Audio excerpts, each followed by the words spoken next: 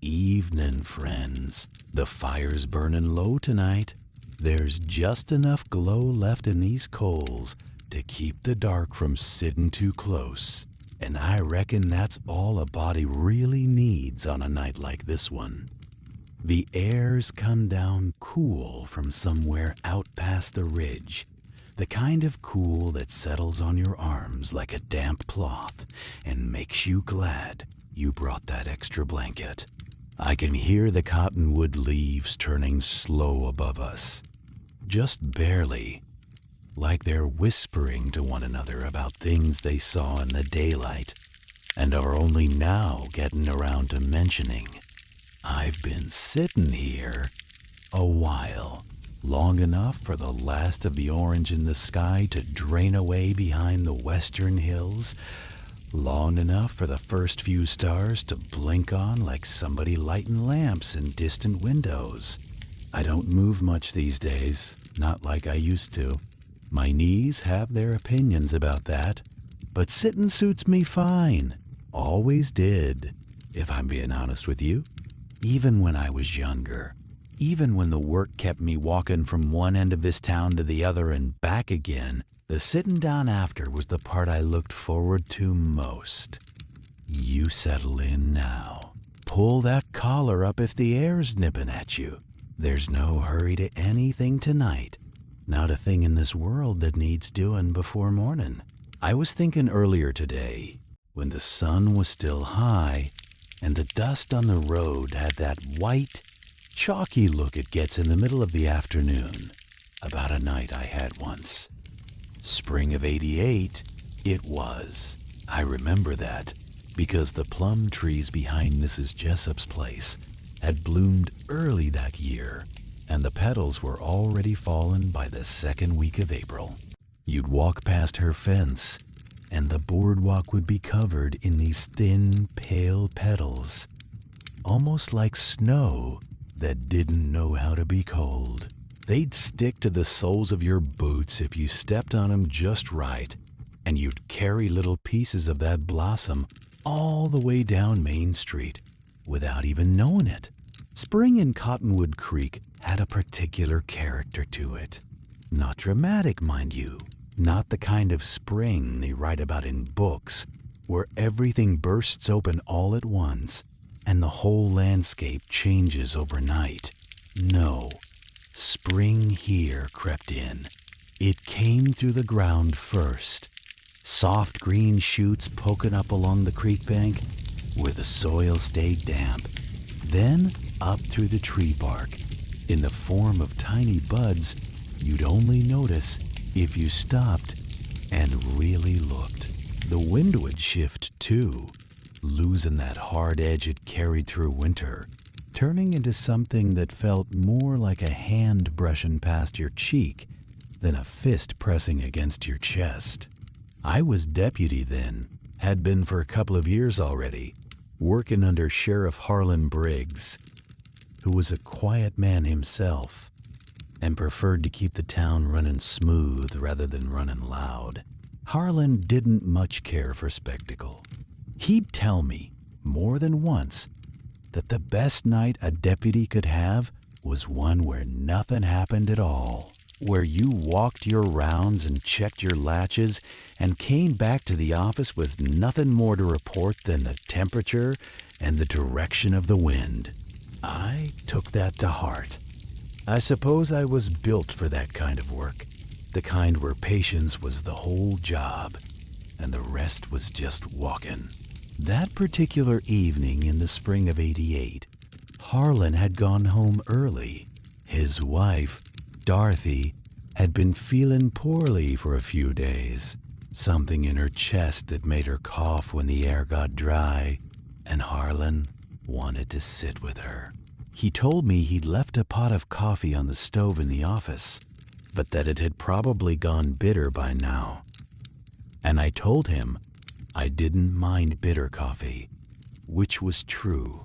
There's a kind of comfort in bitter coffee late at night. It doesn't pretend to be anything other than what it is. It just sits in your belly and keeps you warm and awake. And sometimes that's all you're asking of the world. So I had the town to myself that night.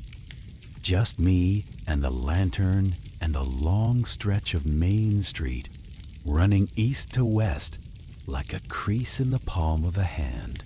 I remember standing on the porch of the sheriff's office for a good while before I started my walk, just listening. The town had that sound it gets after most of the lamps go out. That particular kind of quiet that isn't really silence at all, but more like a humming, a low vibration made up of all the small things you don't notice when people are moving around and talking. The creak of a shutter somewhere. A horse shifting its weight in a stall down at Emmett's livery. The faint, distant sound of the creek moving over stones at the south end of town, where the cottonwoods grow thick along the bank. I stepped off the porch and onto the boardwalk, and my boots made that hollow sound they always made on the planks. That soft thud that carried farther than you'd think in the stillness. I liked that sound. There was a rhythm to it that felt right, like a heartbeat you could hear outside your own chest. I walked slow. There was no reason to walk fast. The night was mild, and the air smelled like dust and sage, and just a hint of something sweet. Maybe those plum blossoms. Maybe something else entirely. Something that spring pulls out of the soil when nobody's paying attention. I passed the Barbershop first. Gus Calloway's place. The pole out front had lost some of its paint over the winter, the red fading to a kind of washed-out pink, and Gus had been talking about repainting it, but hadn't gotten around to it yet. The window was dark, of course, and through the glass, I could just make out the shape of the barber chair, that big iron and leather thing he'd had shipped all the way from St. Louis. It sat there in the dark, like a throne nobody was sitting in, catching the faintest bit of moonlight on its metal armrest. I moved on, past the Milliner's, which was a narrow little shop, squeezed between the barbershop and the land office. Mrs. Pruitt ran it, and she kept a small display of hats in the window that she changed every few weeks, arranging them on wooden stands with little cards beside them written in her careful slanted hand. Even in the dark, I could see the outline of a wide-brimmed straw hat with a ribbon that looked pale, probably white or cream, though colors hard to judge by moonlight. I remember thinking that somebody'd buy that hat before the week was out and wear it to church on Sunday, and that'd be the end of its time in the window. A small thought, the kind of thought that fills the space when there's nothing pressing on your mind. The land office was shut up tight, naturally. Tom Bridwell locked that place like it held gold bars instead of property deeds, which I suppose to some people amounted to the same thing. I tested the door handle, not because I expected it to be open, but because it was part of the routine. And routine has a comfort to it that I think most people don't appreciate until they've done without it for a while. The handle was cool to the touch, iron gone cold in the night air, and it held firm. I gave a small nod to nobody in particular and kept walking. This is what the work was, friends. This is what most of it amounted to. Walking and checking and nodding and moving on. There's folks who'd call that boring, I suppose. And maybe they'd be right. But I never minded it. There was something in the repetition that settled my thoughts, smoothed them out the way a river smooths a stone. By the time I'd walked the full length of Main Street and back, my mind would be as quiet as the town itself. And that was a kind of peace I valued more than I could say. I came to the general store about halfway through my walk that night. Dalton's Dry Goods it was called, though most of us just said Dalton's or the store. Orrin Dalton had run it for as long as I'd been in Cottonwood Creek, and his father had run it before him.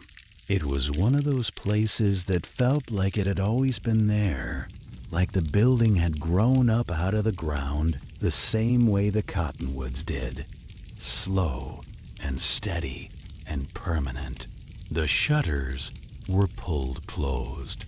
Orrin always closed them himself at the end of the day, folding each one in careful and securing the latch with a little iron hook that he'd had the blacksmith make special. He was particular about those shutters. Said the sun would fade his fabric goods if he left them open, and the dust would settle on everything if he didn't seal the place up proper at night. I don't know if that was true in any scientific sense, but it mattered to Orrin, and when a man cares about his work that much, you don't argue with his methods. I stopped there, in front of the store, and I let myself just stand for a moment. The boardwalk under my boots was smooth in that spot, worn down by years of foot traffic, the grain of the wood polished almost soft by all those soles passing over it. I could feel it through my boots, that smoothness, or maybe I just imagined I could. Either way, it was a pleasant sensation, standing on ground that so many people had stood on before. There was a wooden railing along the front of the store, running between two posts that held up the porch roof. It was about waist high, and I rested my hand on it the way you'd rest your hand on a fence rail while you're watching a sunset. The wood was cool, like the door handle at the land office, but it had a different feel to it, rougher. The grain was raised from years of rain and sun and wind working on it, and when I ran my fingers along the top, I could feel every ridge and valley, like reading something written in a language made of texture instead of words. I let my hands sit there for a while. I wasn't in any hurry. The moon was up, not full but more than half, and it threw a pale light across the street that made everything look like it had been drawn in pencil rather than painted. The shadows were long and soft-edged, stretched out from the buildings like dark cloth laid across the dirt. My own shadow reached out in front of me, thin and quiet, and I watched it for a moment, this dark shape of myself on the ground, and I thought about how many times I'd stood in this exact spot and cast this same shadow and never once stopped to look at it. The smell was what I remember most clearly about that night, standing there in front of Dalton's. Even with the shutters closed, you could catch a trace of what was inside. Flour, mostly. That dry, fine scent that gets into everything and never quite goes away. And beneath that, something like dried beans or maybe lentils. That earthy, papery smell they give off when they're stored in burlap sacks. And leather, too, because Orrin kept a small selection of belts and holsters and bootlaces near the front counter, and leather has a smell that carries. It's warm and close, like the inside of a saddlebag, and it mixed with the flour smell and the dry goods smell and created something that was just the smell of the store. The smell of provision, of things set aside for when they're needed. I checked the lock. It was a big brass padlock, the kind with a keyhole shaped like a half moon, and Orrin kept it polished out of habit. Even in the pale light, It had a dull gleam to it. I took it in my hand, gave it a gentle tug, felt it hold. Solid. I set it back against the door, and it made a small metallic sound, no louder than a coin dropping on a tabletop. Then I nodded, the way I always did, and I might have whispered something like, "All right then," or "That'll do," though I can't be sure after all these years whether I said it out loud or just thought it. There's a particular kind of satisfaction in confirming that things are as they should be. It's not excitement, and it's not relief exactly. It's more like agreement. Like you and the world have come to an understanding for the moment, and everything's in its right place. The lock is locked. The shutters are shut. The store is closed, and the goods inside are resting on their shelves, waiting for morning and the first customer through the door. And there is nothing wrong with any of it. That feeling carried me forward that night, step by step, plank by plank, down the boardwalk and into the rest of the town. Past Dalton's, there was a narrow alley between the store and the next building over, which was the assayer's office. The alley was dark, naturally too narrow for the moonlight to reach the ground, and I paused at the mouth of it and just listened. Not because I expected anything, just because listening was part of the work. You'd be surprised what you can hear in a dark alley at night when you give it your full attention. That night, what I heard was a cat. Not yowling or hissing, just the soft pad of small paws on packed dirt, moving away from me into the deeper dark. I could picture it, some half-wild tabby that lived off mice and the scraps that fell behind the buildings, going about its own nightly rounds, the same as I was going about mine. We were both on patrol, in our way. The thought amused me, though I don't think I smiled. I wasn't much for smiling when I was alone. It felt unnecessary, like striking a match in an empty room. I continued south along the boardwalk, and the planks gave way to bare ground for a stretch near the edge of town, where the buildings thinned out, and the road became more of a suggestion than a fact. The dirt here was softer, looser, and my boots sank in just slightly with each step, leaving prints that I knew would be there in the morning if the wind didn't come through and erase them. The thought of that appealed to me. The idea that I might leave a mark on the ground that lasted a few hours, a little evidence that someone had walked this way in the dark and found everything in order. Off to my left, the prairie opened up, wide and flat and silver gray under the moon. The grass out there moved in long, slow waves, pushed by a wind so gentle you could barely feel it on your face, but could see it plain as day, in the way the grass bent and straightened and bent again. It looked like water almost, like a lake with no shore, just grass rolling on and on until it reached the horizon, where it blurred into the sky, and you couldn't tell where the land ended and the heavens began. I stood there and watched that grass for longer than I should have, if I was being honest about the duties of a deputy on patrol. But the truth is, there was nobody watching me, nobody waiting for me to be anywhere, and the grass was doing something so simple and so beautiful that it felt wrong to turn away from it before it was done. Of course, it was never done. The wind would keep pushing and the grass would keep moving long after I turned my back on it, long after I went to sleep, long after the sun came up. and the day started again. That's one of the things I've learned about the world, friends. The beautiful things don't wait for you to watch them. They just go on being beautiful whether you're there or not.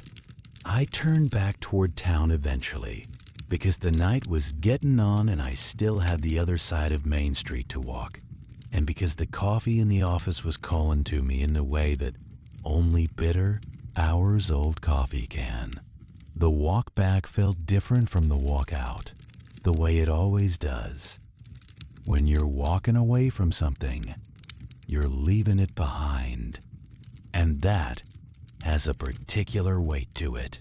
But when you're walking back towards something, even if it's just a wooden desk and a tin cup, there's a kind of pull that makes each step feel a little lighter, a little more purposeful. I crossed Main Street at the wide spot near the water trough, where the dirt was packed hard from all the horses and wagons that had passed over it. The trough itself was about half full, the water still and dark, reflecting a piece of the moon on its surface, like a coin at the bottom of a well. I dipped my hand in, just because I could, and the water was cool but not cold, the kind of temperature that feels good on your fingers without making you pull them back. I wiped my hand on my trousers and moved on. The other side of Main Street was quieter somehow, even though it was the same street. Maybe it was just that the moon had shifted a little and the shadows were falling different, or maybe it was that the buildings on this side were a touch shorter and the sky showed more above them. Whatever the reason, I felt like I was walking through a different version of the same place, like the town had two faces, one for each side of the road, and they weren't quite identical. The first building I passed was the Telegraph office, which old Martin Hale ran with the intensity of a man who believed every message that came through his machine was a matter of life and death. In truth, most of the telegrams that came through Cottonwood Creek were about cattle prices, or family arrivals, or the schedule of the supply wagon. But Martin treated each one with the same seriousness, and I admired that about him. His office was dark now, of course, the shade pulled down in the front window, but I could see the faint outline of the telegraph machine on the counter inside, its brass arm glinting just barely in the moonlight that found its way through the edge of the shade. It sat there silent, waiting for morning and the first click of the key. And there was something almost patient about it, the way it held itself ready for whatever message would come next, without any urgency at all. Next to the telegraph office was the feed store, which didn't have a proper name, just a hand-painted sign that said "Feed and Grain" in letters that had once been red, but had weathered to a dusty pink. The door was secured with a wooden bar across the front, a simple arrangement that worked well enough. I pressed my palm against the bar to make sure it was seated proper in its brackets. And it was. Solid and snug, the wood warm where it had absorbed the day's heat and was only now letting it go, slow and reluctant, into the cool night air. The smell here was different from Dalton's, heavier, more alive somehow. Grain has a smell that's almost sweet when there's enough of it gathered in one place, like the earth itself is breathing through the burlap and the wooden bins. It mixed with the smell of hay dust and the faintly sour scent of the old floorboards inside, boards that had soaked up years of spilled oats and scattered corn and never fully dried out. I breathed it in and let it sit in my lungs for a moment before moving on. There was a bench between the feed store and the next building, just a plain wooden bench with no backrest, set against the wall where a body could sit and watch the street if they had a mind to. I sat down on it, not because I was tired exactly, though my legs were grateful for the rest, but because the night had reached that particular hour when sitting felt more honest than standing. The bench was worn smooth on top, the wood almost soft under my hand, and I could feel the slight bow in the middle where 100 different backs had leaned and 100 different bodies had settled their weight over the years.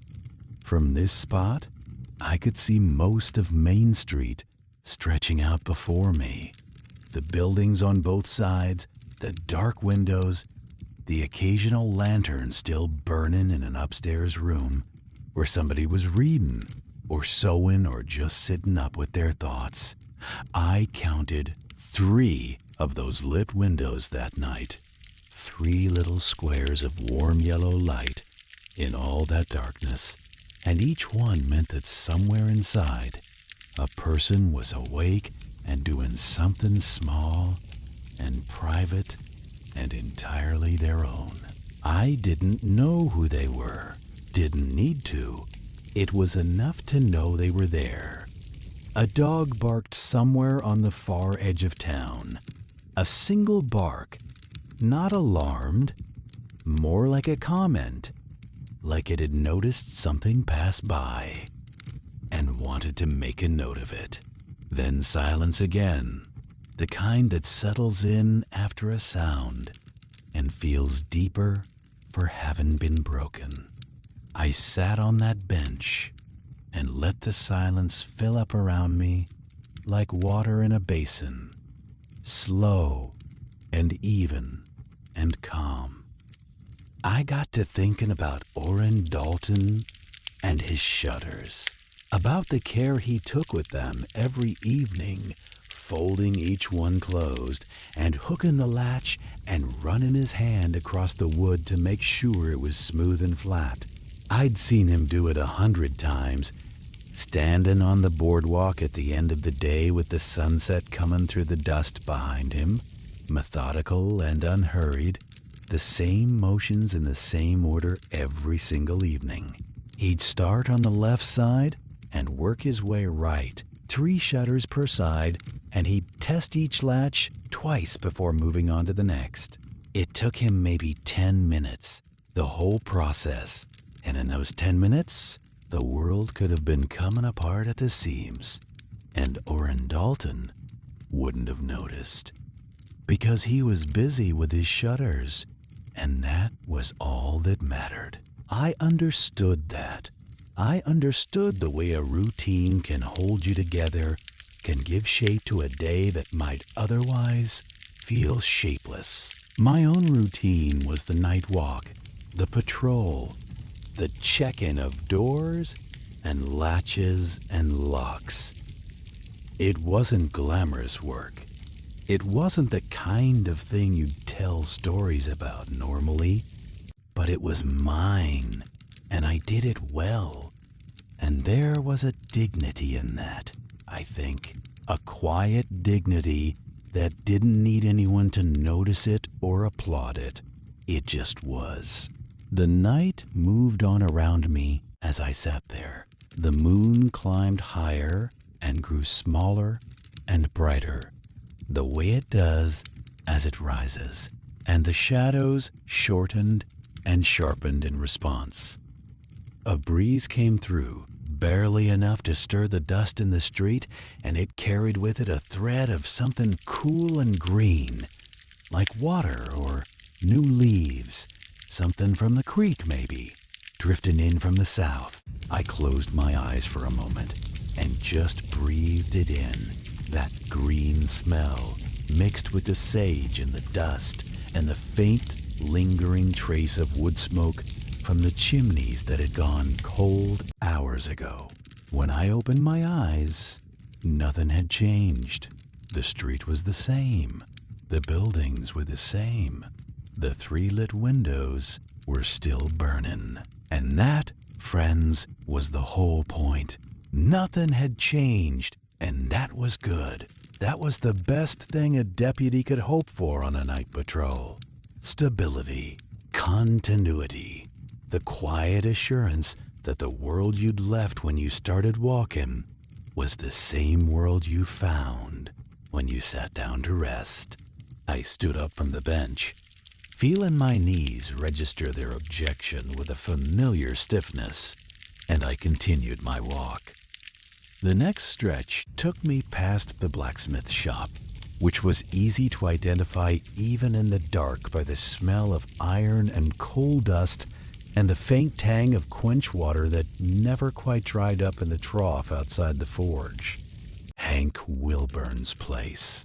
Hank was a big, quiet man who spent his days hammering and bending metal, and his evenings sitting on his back step with a pipe.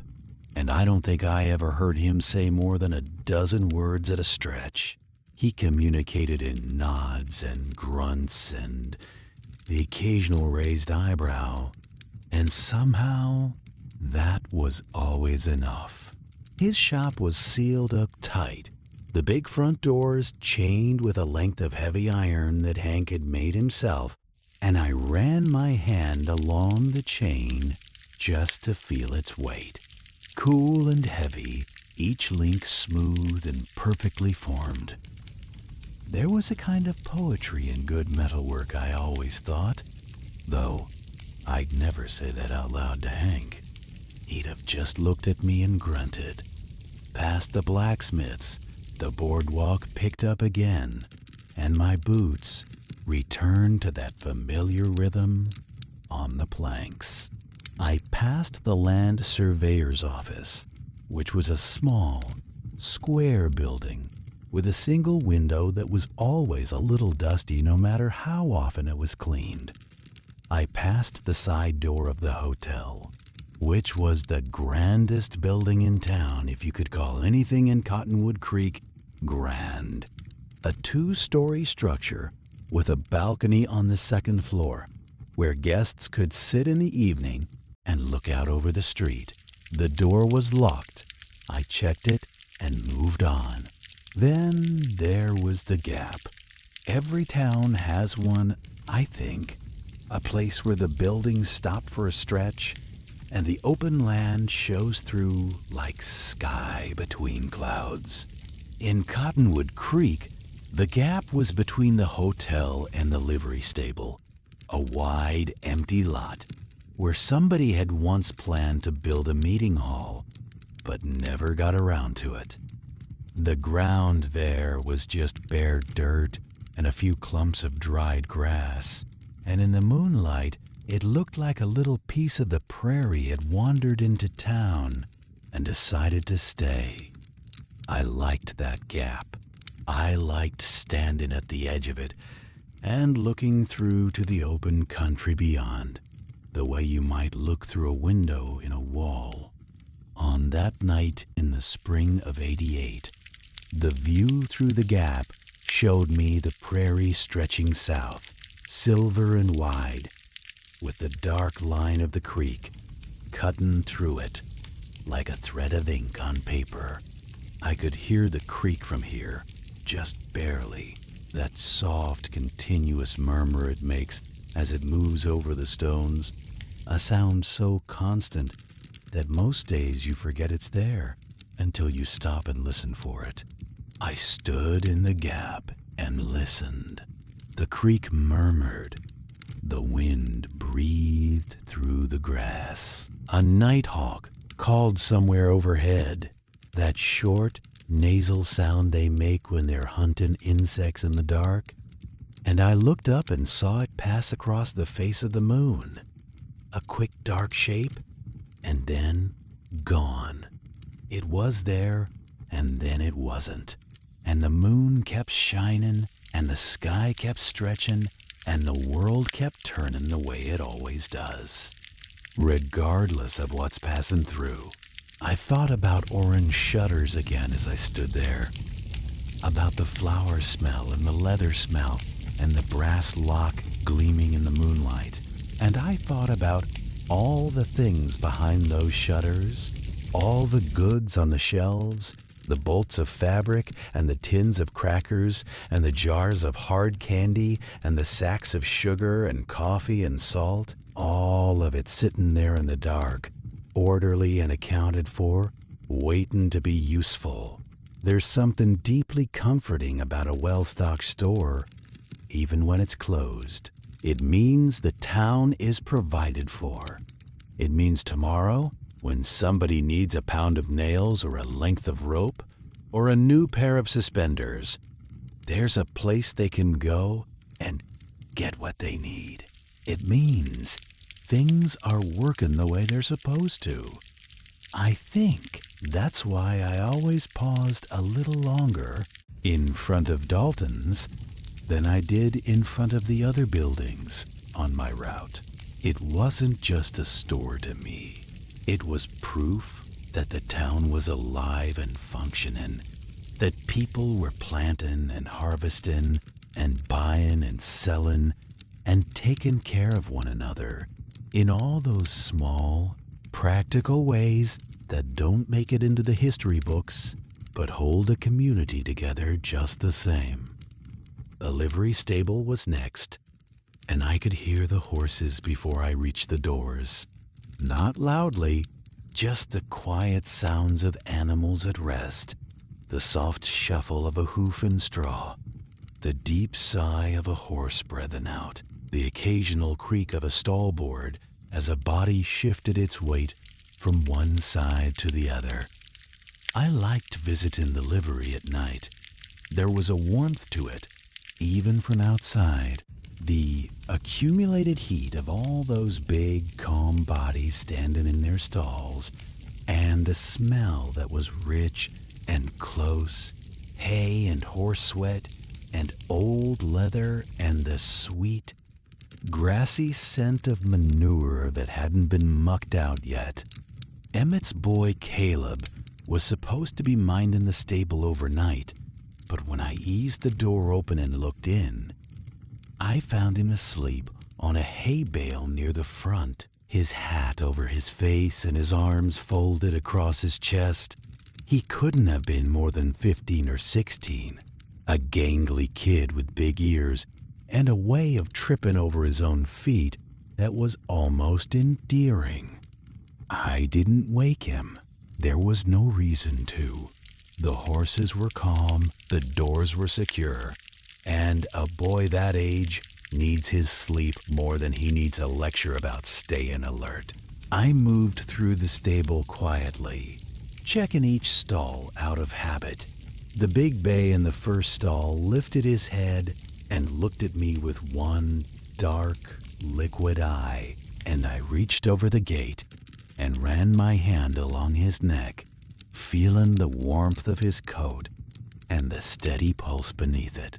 He leaned into my hand a little, the way horses do when they trust you, and I stood there for a minute, just feeling him breathe, in and out,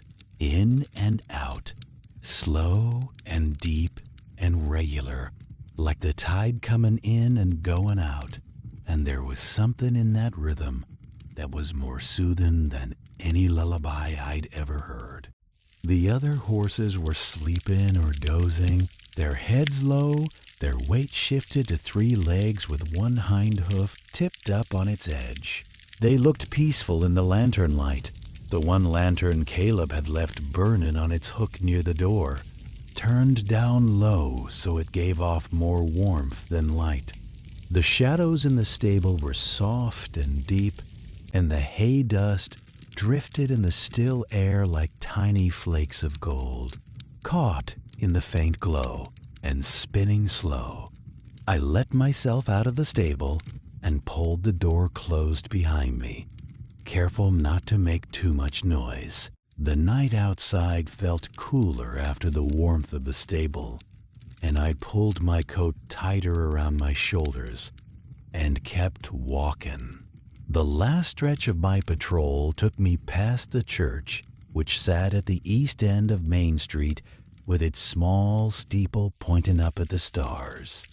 It was a plain building, whitewashed clapboard that had gone a little gray with age, and the front door was painted blue, though you couldn't tell that in the dark. The door was always unlocked. Reverend Tolliver believed that a church should be open to anyone at any hour.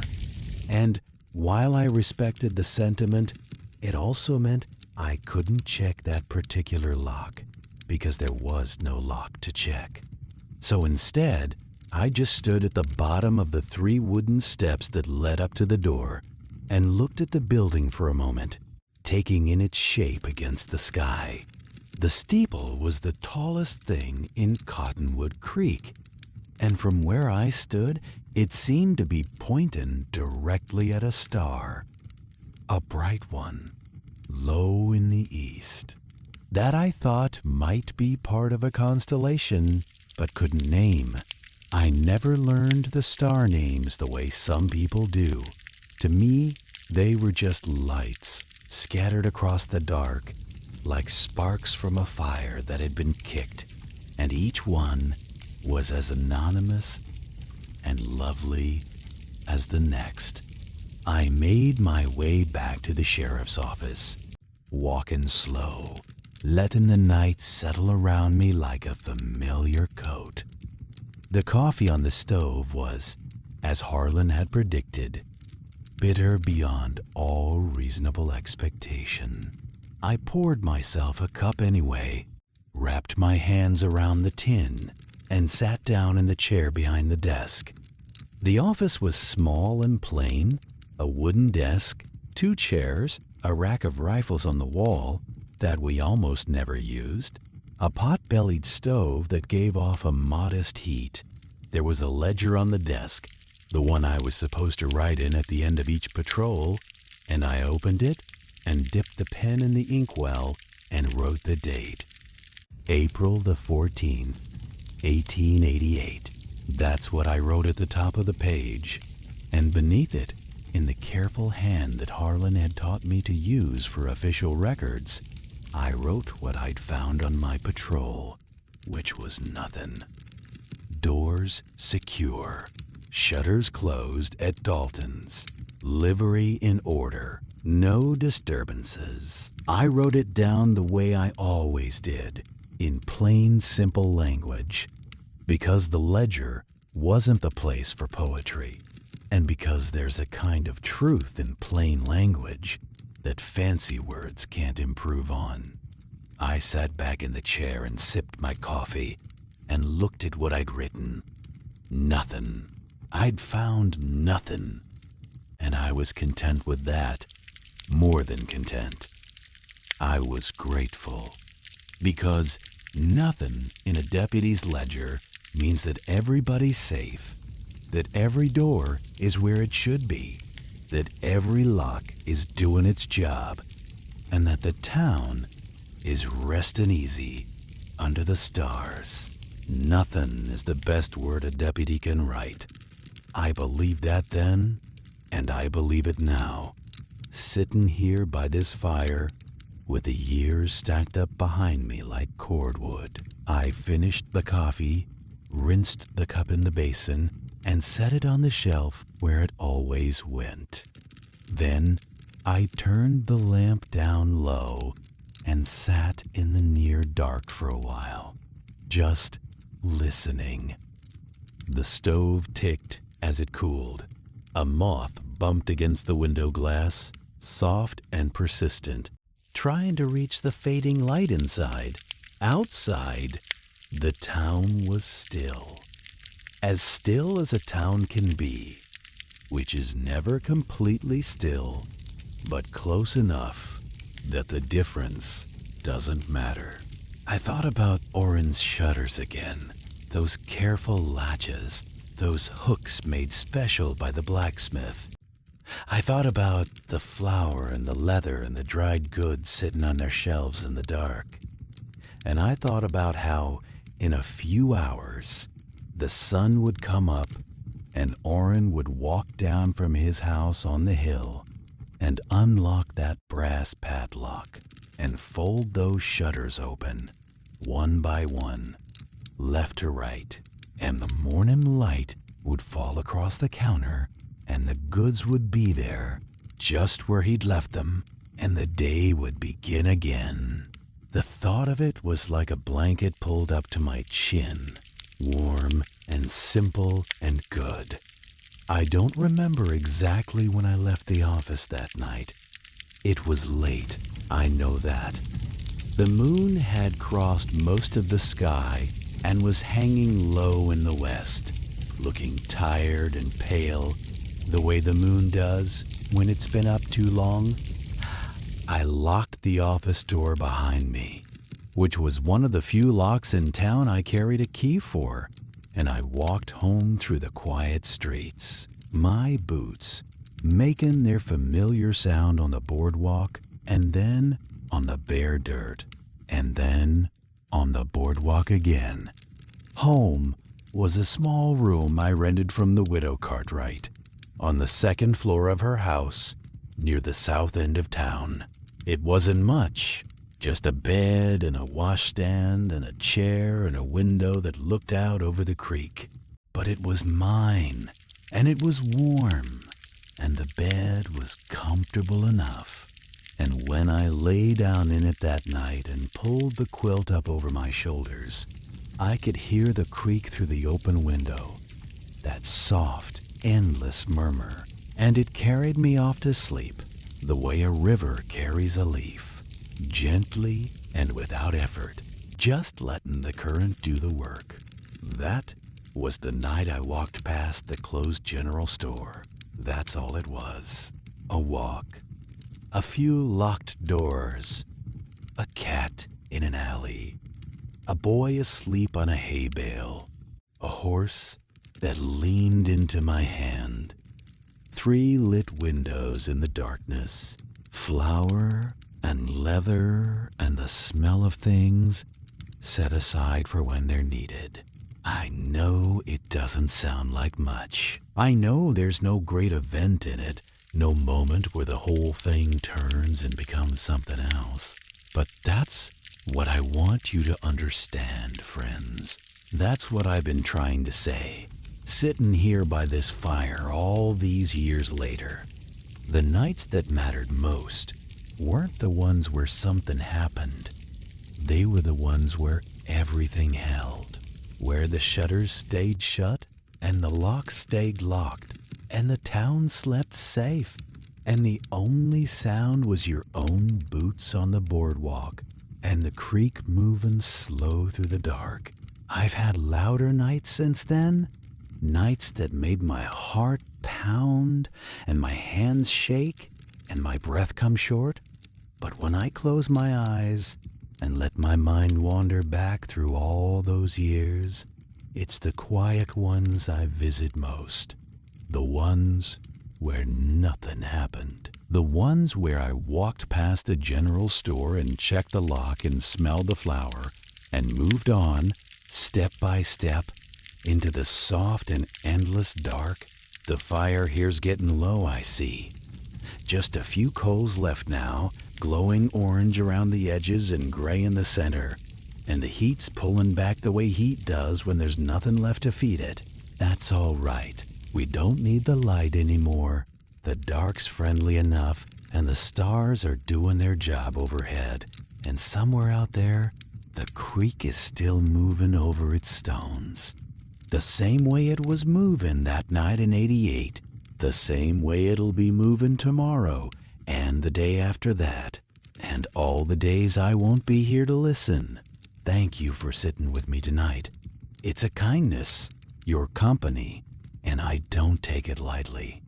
If you've a mind to come back another evening, I'll be here. Same spot, same fire, same old voice remembering things that maybe nobody else remembers anymore, and finding comfort in the telling. Rest easy now. Let the night have you. It knows what it's doing.